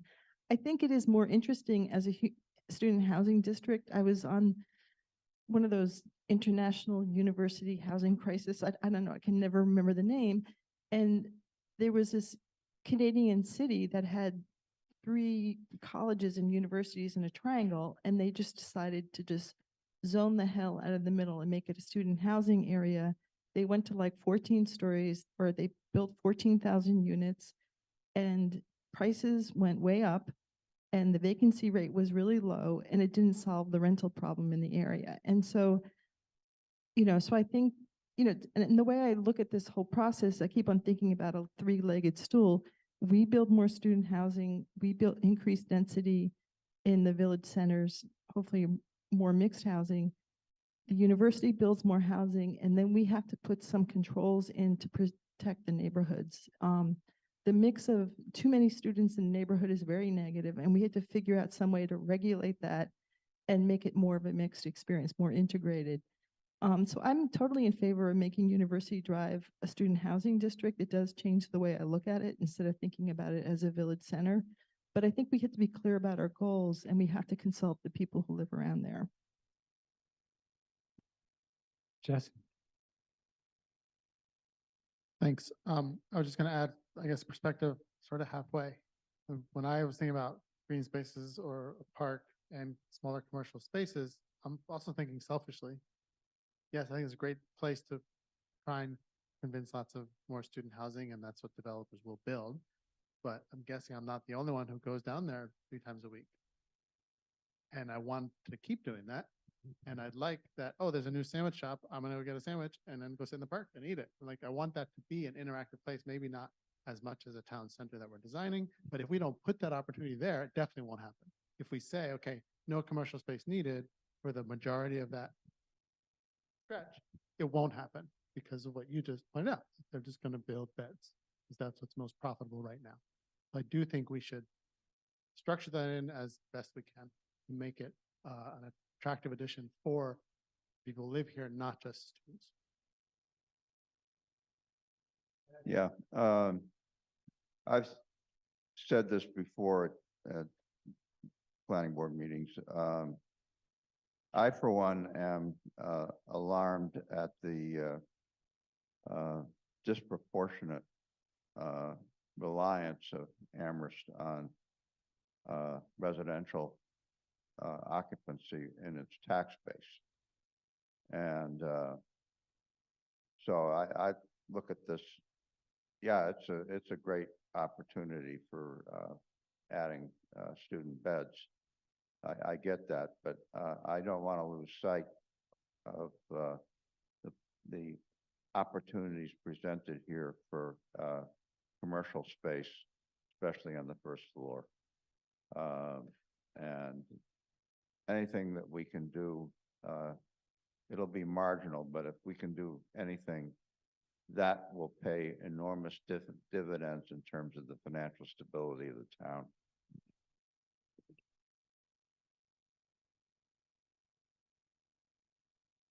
Okay, Chris, I see your hand.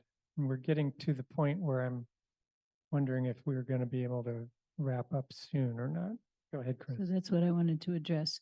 We had a tentative date of November 29th for a fourth in-person meeting to talk about housing. I wonder if you want to consider that as a means for continuing this conversation. And we have plans to go back and come up with some plans to show you how big buildings might be, both in 2 dimensions and possibly in 3 dimensions if we can get around to it. But would you consider having another meeting on November 29th to continue this conversation? So is that the Wednesday after Thanksgiving? Okay. Yeah, and I think, the images of the buildings, I'm not sure that was in the packet. If not, I mean, I think, you can always email Chris or myself with comments. And so they're really in here for that, to start a conversation. I mean, honestly, I put stores in because often people say they don't like it. I mean, they're tall buildings, they're big buildings. Do we like 5 or 6 stories? I mean, I don't want to show my hand, but right, it's like, we can't show everything that we think is nice. So anyways, yeah, go through the packet, and if there's things that you like or you think are missing, those can be part of the discussion. I will say, on a different topic, we have the request for proposals for downtown design standards is out there to seek a consultant, and the proposals are due at the end of the month. And so, the hope would be that by the end of the year, we have someone on board who is starting a process to look at, downtown design standards. And I think that, what we come up with through that could be adapted for here. And it, the timing may not overlap, but I think, we could get pretty quickly a sense for what they're looking at in terms of design standards for downtown. And All right, Janet. I think Jesse brought this up at the last meeting about talking about, the ways to protect neighborhoods. And I think maybe the 30th, we can do half of it talking about this and the other half about the different mechanisms in terms of making sure that neighborhoods just don't flip. And I get a daily email from Northampton Realtor and an Amherst Realtor, and every week it's like investors take note in Amherst, but they don't say that in Northampton, even when they're 2-family houses. And so, they're pointing out the occupancy and, everything. So I think that we need to talk about that. And I think we have to come up with some very firm recommendations. Okay, Jesse.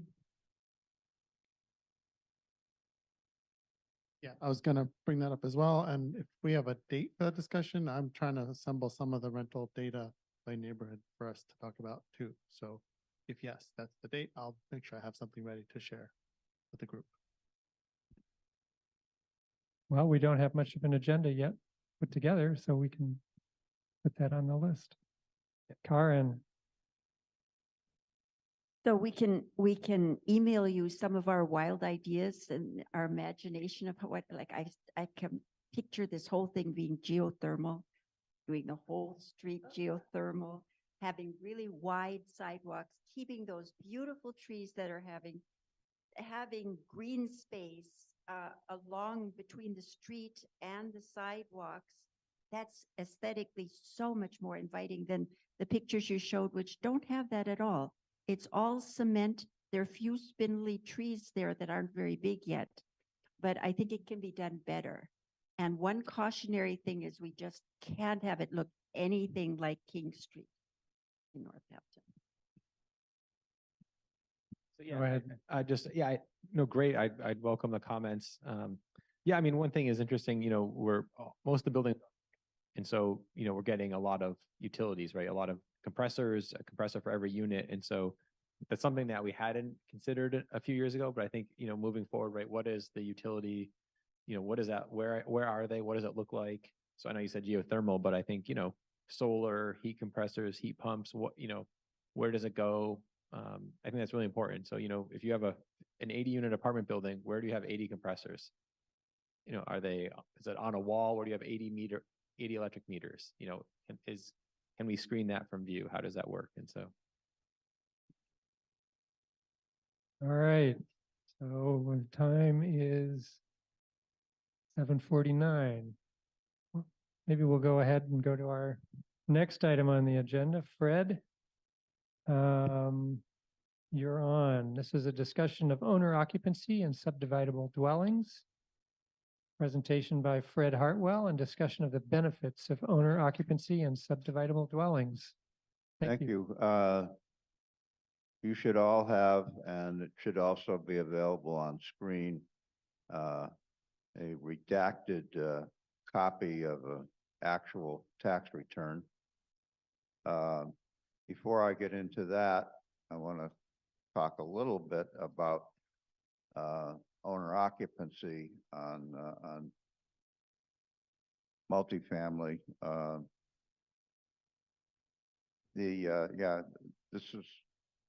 This was part of the packet, and it's also been arranged so that it can be projected as part of this meeting. Before I get into that, just in general about owner occupancy, the rental picture changes significantly with owner occupancy. My wife has a saying that I very much agree with, and that is you pay or you pay. What I've found after 51 years in this business is that it pays, and we choose to pay, it definitely pays, to rent below the market, often significantly below. And it means that we increase the quality of tenant. And that's a business decision that we choose to make. And that is something that often happens in an owner-occupied 1 or 2 family or 3 family, either one. Because you're creating a neighbor, and just naturally, there's going to be a calculation that goes into that that is different if from the same number of units managed by a corporation somewhere. It's just natural. And we also know that the incidence of noise complaints are almost vanishingly rare from owner-occupied apartments, as opposed to ones that are not. So there is an enormous benefit to encouraging owner-occupied rentals. And I think people are generally aware of this. And I think they are generally aware that there's something to be gained in terms of having rental income. But what I've found is that most people don't understand that not only is there income, but it is enormously tax advantaged. And so I thought I would go through, and as I said, we have these, it's redacted, but this is a Schedule E. This is the same form that I've been filling out as part of tax returns for 51 years. This is Schedule E. Schedule E 51 years ago, and it's still Schedule E today. And if you look at column A, that is a three-family owner occupied. And you see 30,470. I can tell you that 30,000 is rent. 470 is the quarters that go into the coin-operated laundry, which was put in, again, to increase the quality of tenant, because the tenants that you want, we found, tend to be people who would prefer to do laundry on premise somewhere and not have to drive to a laundromat. So again, this is a business decision. But 30,000 in rent. Then you look at line 7, cleaning and maintenance. Well, here's the way that works. This is a three-family. The owner-occupied part of this is about 40% of the building, and the 2 apartments are about 60% of the building. The way IRS treats this, that means that for general maintenance activities, for example, mowing the lawn, 60% of that is deductible in effect, because it goes in this line, and anything that's on line 7 is going to come out of the income. This is the way this works. Homeowners insurance, 60% of that shows up here on line 9. The legal and professional fees, that's the rental registration fee. The repairs, that's when I repair something in an apartment, that's 100%, because that has no general. Taxes, property taxes, 6,215. That is 60% of the property taxes due to the town of Amherst.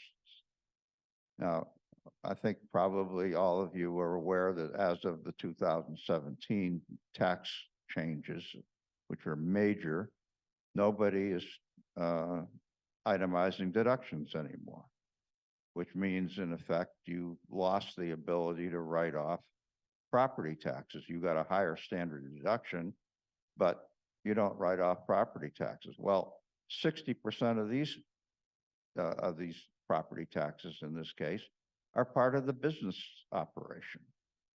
So yes, there is a deduction here on line 16. I'm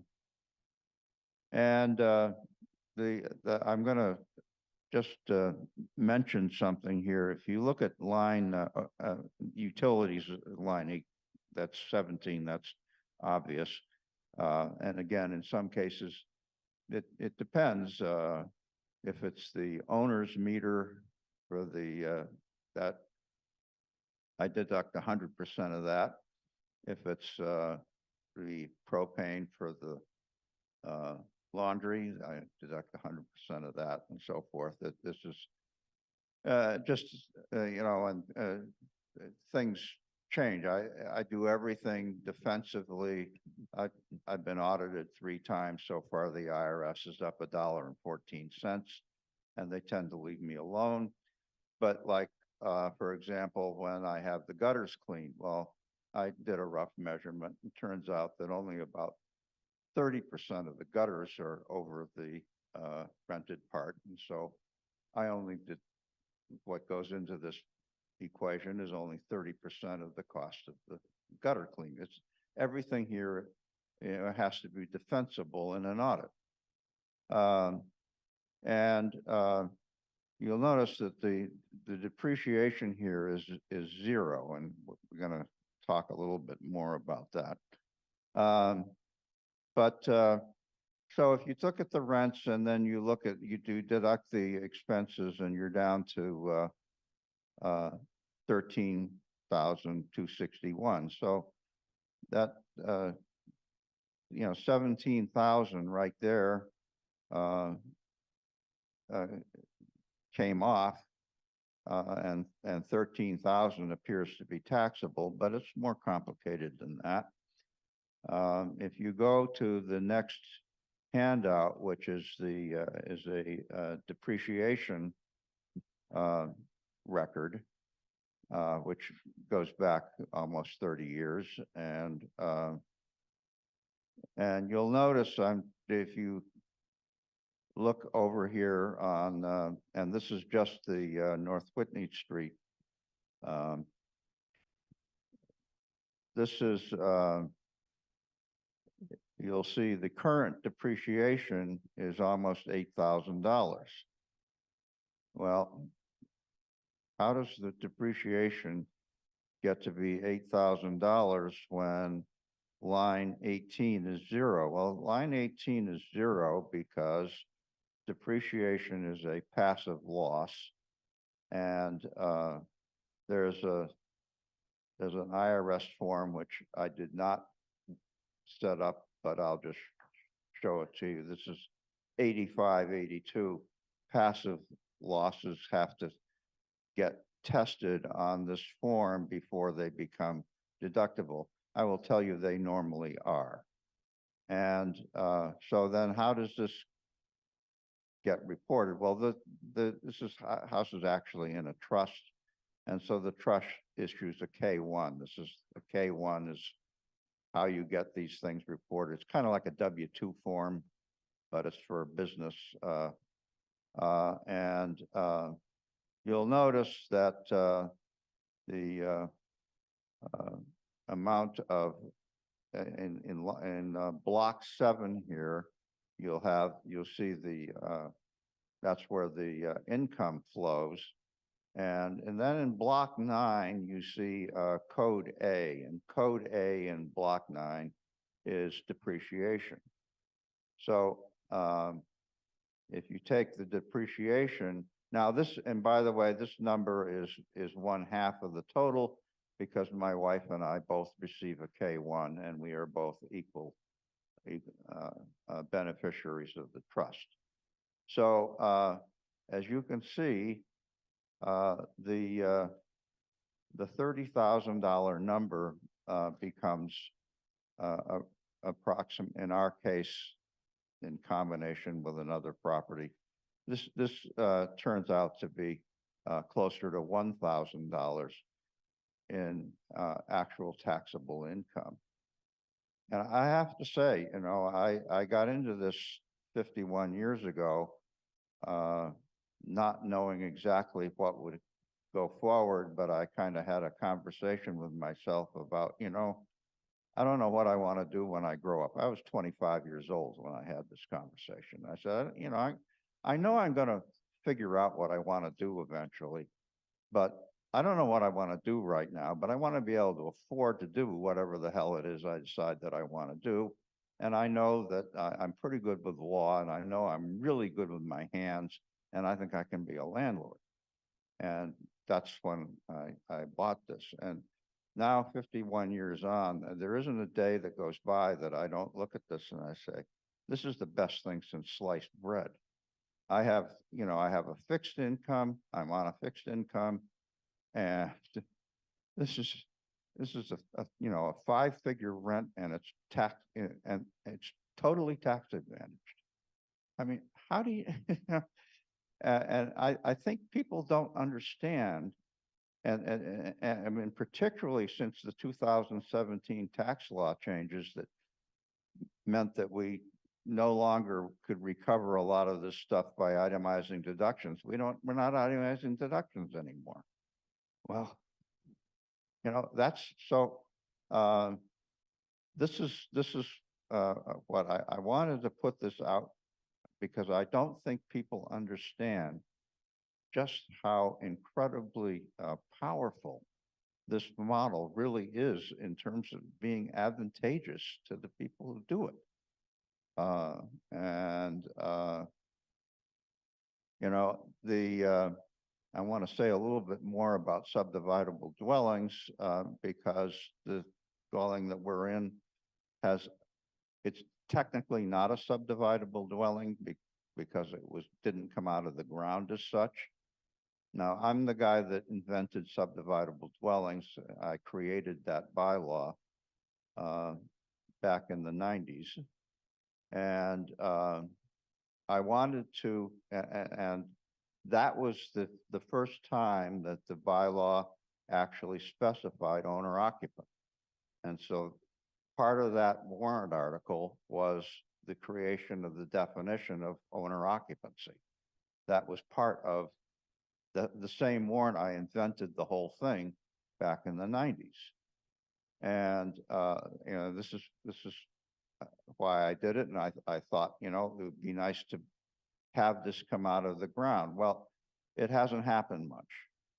But my solution going forward on this is not to abandon subdividable dwellings, but rather make that process available for existing housing stock. Because it has worked incredibly well. I have 4 children that were born where I am now, and they grew up. And when they grew up and got older, but before they left, they took up a lot more space. And so I, at one point, did not renew the leases in the rear townhouse apartment and put a door through on the second floor and a door through on the first floor. And that part all became single family. And I didn't have to move anywhere. I did, I didn't have to pay a real estate commission. It became, suitable for, 4 family, 4 children. And then after a number of years, the children started to leave. I went back to the zoning board of appeals, got another special permit, recreated the townhouse apartment in the back. It went back to being a 3 family. Those doors are still framed. They're behind fire code sheetrock, but everything's framed. The electric is set up so that in about a half an hour, I can transfer the entire load in that apartment back to the main house and then go back the other direction. And there's no reason why this has to be limited to something coming out of the ground. It could apply to this, instead of being a special development method, it could apply to anything. And it is enormously useful. And again, it promotes owner occupancy, which has all sorts of other benefits to it.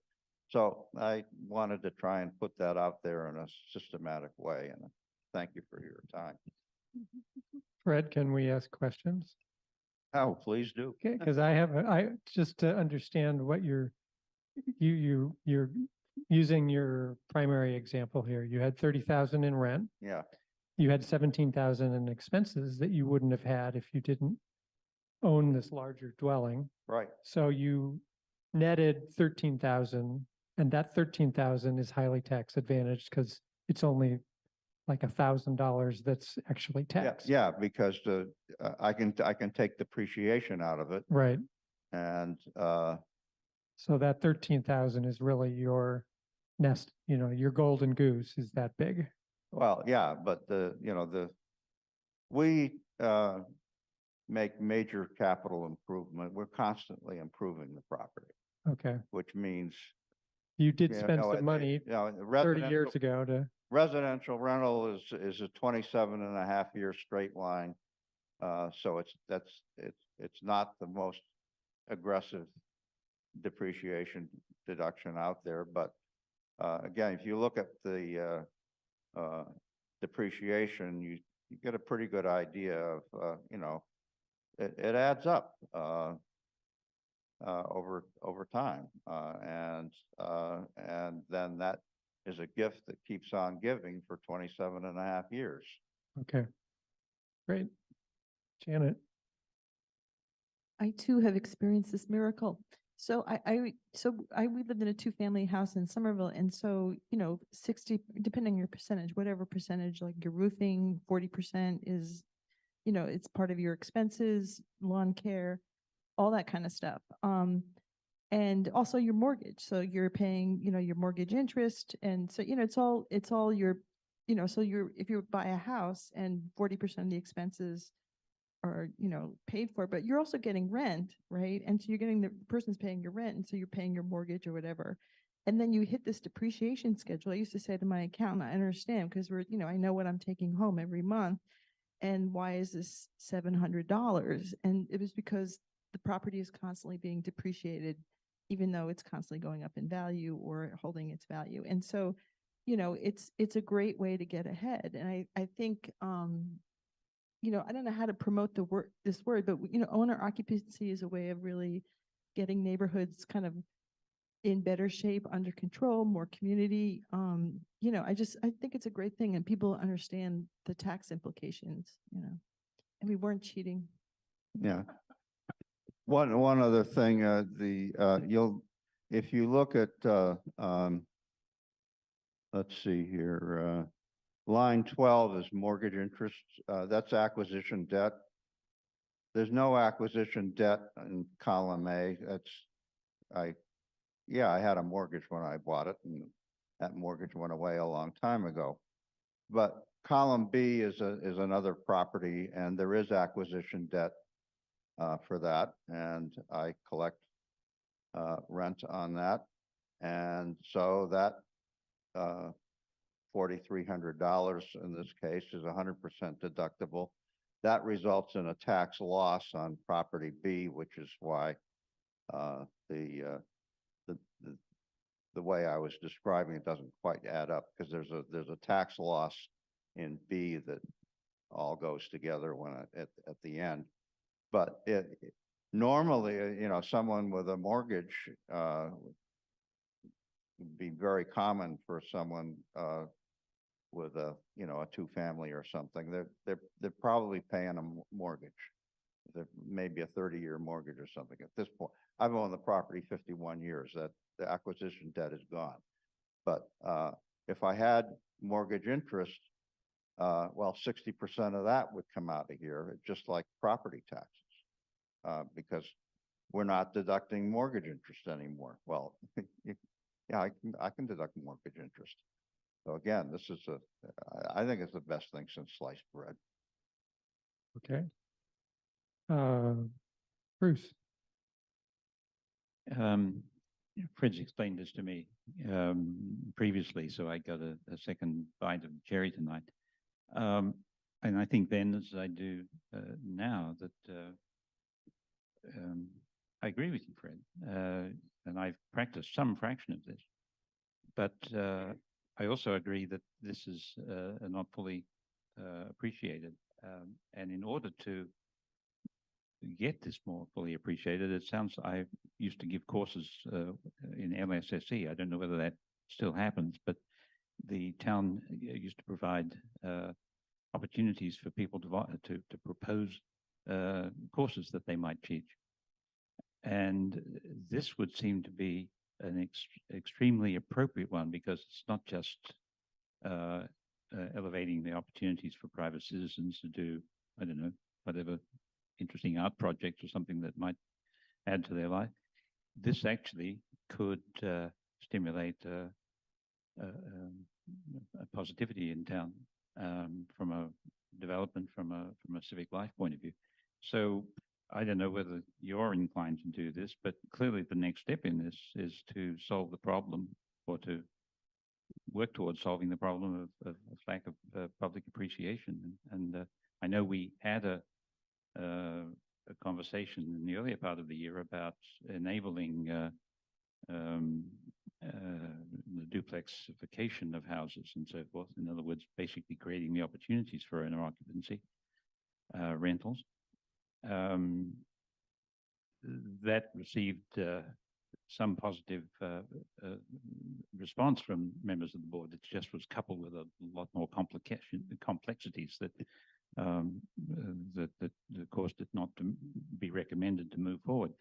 However, something like this in tandem, I think, would be a good thing. And thinking about how the public appreciation of this opportunity might be more broadly made manifest is something that I encourage you to think about. we do have the ADU. I mean, ADUs are allowed pretty broadly right now. So for my single family house, I could go build an ADU, get a mortgage on it and charge rent and fill out a Schedule E every year. Yeah, yeah. Yeah. Oh, I wanted to just add here that, we spend a lot of time and as we should, talking about affordability of rent in this town. And the creation of housing. And, if you create housing out of existing buildings, on existing land, that's the least expensive form of housing creation it is possible to create. So that's another reason why this is very much something to look at as an objective. Jesse. Just, you can add to your course for the town that, yes, owner occupied, very tax advantage. It works perfectly well for non-owner occupied responsible landlords as well. Can be beneficial for the town and the investor. Bringing us full circle. So I own a couple houses. I couldn't afford to do another one now in Amherst because of this same issue. The costs have just gone up so much per house, it doesn't make sense anymore. So again, just bring us back to this whole conversation of trying to keep the housing market somehow where it is. And my sense is it's totally driven by the conversion to rental units. Keep talking about. Janet. So when I was in Somerville, I think there was like a tax break of like 18% on property taxes. And so that was really nice.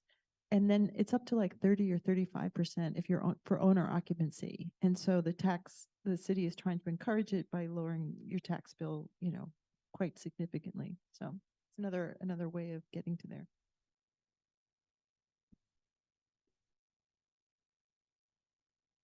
Okay. Do you see any hands on the Zoom, Pam?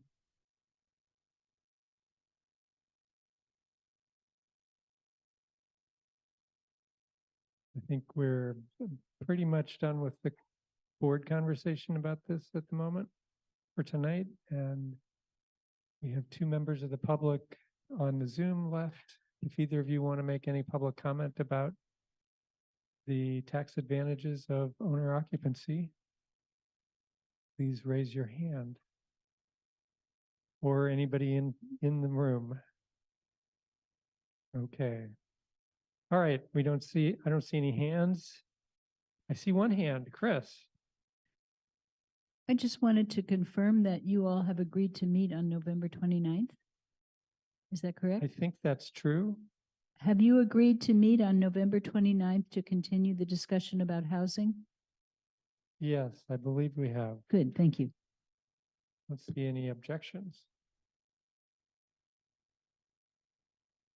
And, we canceled the last meeting this month, the previous meeting.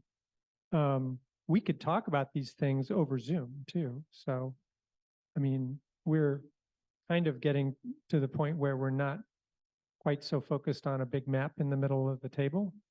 So, if it fits in the agenda, we could think about talking about it before November 29th. Just a comment. So in other words, meet on November 29th. Well, let's in plan to person meet. and- Yeah, put it on your calendars and then, I mean, we don't know how much conversation we're going to need to get to wherever we're going. That's right. Well, Nate had suggested earlier today that we could do this and possibly do it better on Zoom, especially if we had images that we wanted to show you. So perhaps as we move through this process and we start to create images, we'll let you know whether this is going to be in person or on Zoom. But I'm interested to hear that you're not committed to having it in person. And one, Yeah, I mean, what I was thinking was like our next meeting. I mean, you're probably not going to be ready to talk about this again in the next meeting, but I see. like our regularly scheduled meetings could include some of this in That's the, in the right, yeah. agendas. Boy, that provoked a couple of hands. Karen and then Bruce. I think at the in-person meeting, one of the prime things that we should zero in on is what is the purpose of the university? I think that's a big one. What Of we the overlay.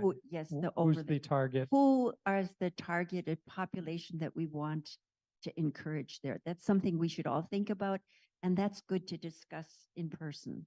That would be like a big one. Okay, Bruce? Oh, I just wanted to see whether we're talking 6 o'clock because I'm having trouble remembering to get here at 6.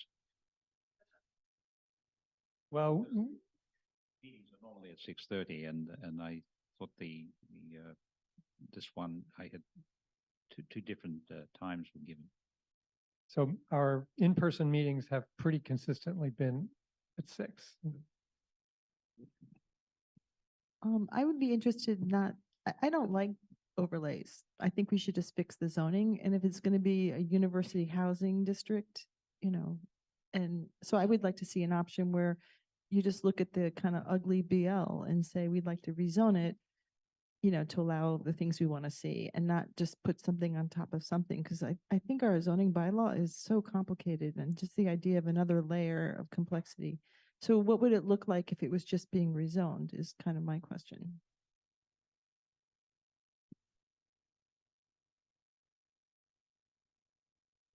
Nate? Yeah, I mean, I think the one issue there might be that then anything that wouldn't be allowed in the overlay becomes, non-conforming. It could be a 9.22, so it could be expanded through a special permit. And so an overlay allows, you to focus on what do you want to incentivize with the overlay. So what's there now could still be allowed, whatever the underlying zoning allows, but you're trying to incentivize something or require something with an overlay. And so I actually think rezoning it would, depending on the boundaries, becomes difficult because, there's 5 or 6 different zoning districts. And so an overlay is allowing, something that we say want to happen, but there still could be something else. So, I guess that's a consideration for the planning board. Do we want to make this a base zoning? I think in East Amherst, for instance, changing the base zoning makes sense, but on University Drive, for me, it doesn't. Okay. Okay, time is 8:21. Any objections to adjourning? None noted. We are adjourned. Thank you all for coming.